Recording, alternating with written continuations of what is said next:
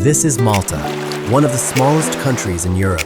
Yet somehow it's packed with ancient cities, hidden caves, towering cliffs, crystal-clear lagoons, and some of the bluest water we've ever seen. Before visiting Malta, we honestly thought we'd spend most of our time relaxing on the beach. But what surprised us most was how different every part of the island felt. So if you're planning a trip to Malta, or simply looking for your next Mediterranean destination, these are the 10 places you shouldn't miss. Number 10. Marsaxlokk. If you're looking for the most authentic fishing village in Malta, this is it. The harbor is filled with colorful traditional Lutzu boats, fresh seafood restaurants, and a peaceful atmosphere that's completely different from the capital. Walk along the waterfront, grab a coffee, or sit down for some of the freshest seafood on the island. Quick tip, if you can, visit on a Sunday morning. That's when the famous fish market takes over the harbor, and the village feels more alive than at any other time of the week. It's a simple stop, but definitely one that's worth adding to your itinerary. Number 9. Popeye Village. At first, we almost skipped this place. It looked like one of those tourist attractions made just for photos. But then we found out this entire village was actually built as the movie set for the 1980 Popeye film. And somehow, it's still standing today. You can walk through the colorful wooden houses, or simply enjoy one of the most beautiful bays in Malta. Even if you don't plan on buying a ticket, the viewpoint above the village is absolutely worth stopping at. In fact, most people never even go inside. They just enjoy the incredible view from above and continue exploring the island. Number 8. The Blue Grotto. Malta is full of caves, but this is probably the most famous. A series of huge sea caves carved directly into the cliffs with water that changes from deep blue to bright turquoise depending on the sunlight. Try to visit in the morning.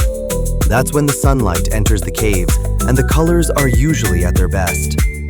You can see the Blue Grotto from the viewpoint above, but if the sea is calm, take one of the small boat trips into the caves.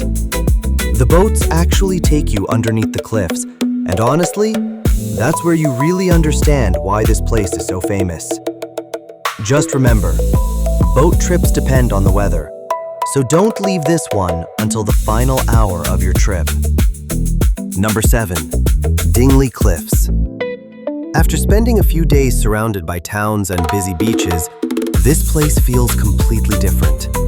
The cliffs rise dramatically above the Mediterranean, and this area is home to the highest point in Malta. But here's our tip. Don't come in the middle of the day. There isn't much shade, and honestly, the cliffs look far more impressive around sunset anyway. Bring something to drink, find a quiet spot, and just watch the sun disappear into the Mediterranean.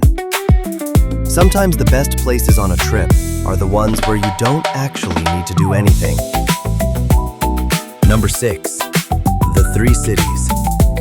Vittoriosa, Senglea, and Cospicua. Most first-time visitors spend their time in Valletta and almost completely ignore the other side of the Grand Harbor. That might be a mistake. These 3 historic cities feel quieter, more local, and in some places, almost untouched by mass tourism. Walk through the narrow streets of Vittoriosa, explore the waterfront, and enjoy some of the best views back towards Valletta. And here's a simple tip. Take the ferry or one of the traditional boats across the harbor. It's quick, the views are beautiful, and it's much more memorable than sitting in traffic. If Valletta feels busy, come here. You might end up enjoying this side of the harbor even more. Number 5. Mdina. Also known as the Silent City, and honestly, this might be the most atmospheric place in Malta. Narrow stone streets, golden buildings, hidden courtyards, and almost no cars. It feels more like a movie set than a real city, which actually makes sense because parts of Game of Thrones were filmed here. Stay until the evening. Most day visitors leave, the streets become much quieter, and suddenly, the silent city really earns its name. Mdina is small, so walk without a plan and don't rush this one. Number 4. The Blue Lagoon. It is probably the most famous swimming spot in the country, and also one of the busiest. By midday, the lagoon can feel completely different from the peaceful photos you saw online. So take the earliest boat you can, or even better, look for a smaller boat tour that arrives before the biggest crowds. The water is unbelievably clear and perfect for swimming. The Blue Lagoon deserves the hype. You just need to visit it the right way. Number 3. Valletta.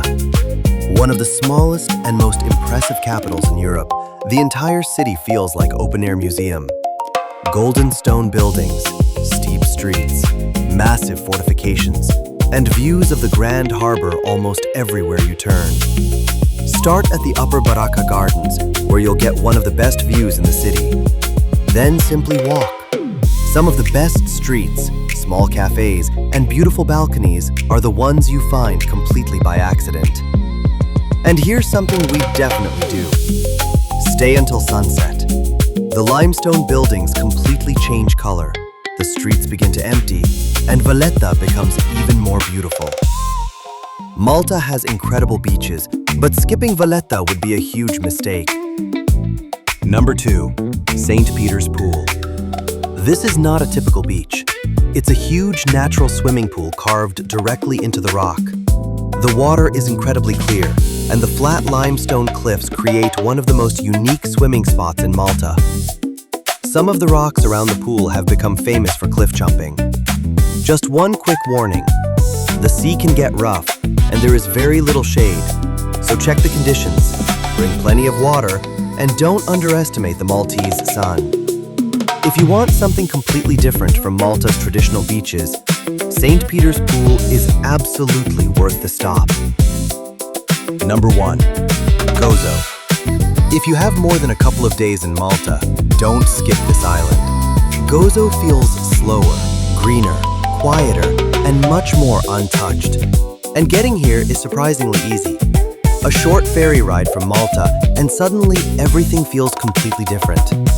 But here's our tip. Have a plan. The island may be small, but its best places are spread all around it. Start with the dramatic coastline of Dwejra. Visit the inland sea. Stop at the enormous Pinu Basilica. Walk across the orange sand of Ramla Bay and find the much quieter Wied il-Mielaħ window. And that's exactly why Gozo takes our number 1 spot.